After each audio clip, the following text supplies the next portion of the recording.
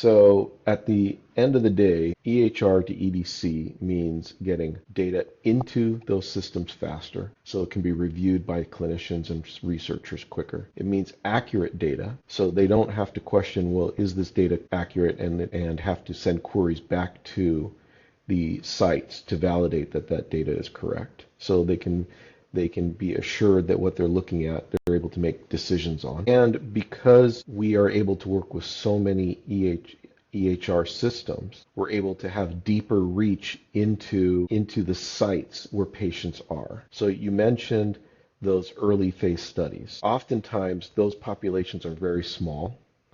They're spread out in sometimes even rural areas or not necessarily in large urban areas.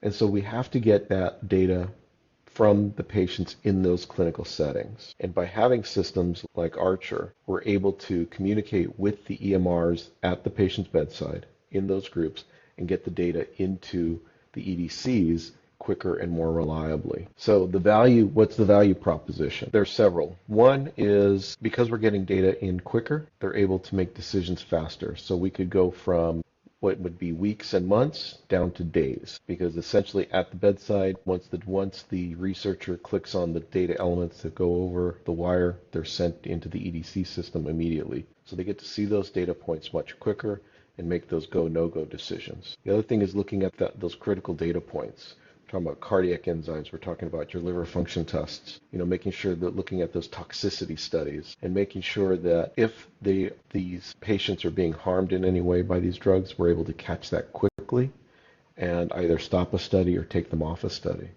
Conversely, when the researcher is looking at, does the drug do what we think it does? Oftentimes you don't need to go through the entire clinical trial to measure that. You need a few patients to really look at those key indicators. And if we can get that into pharma quickly, they can make those decisions quickly and decide to continue on with the clinical trial, because this is ultimately something that will go to a regulatory decision, or this is not something that's working, it's not profitable, and they're going to stop a clinical trial and use those research dollars, a very limited resource, to develop the next product.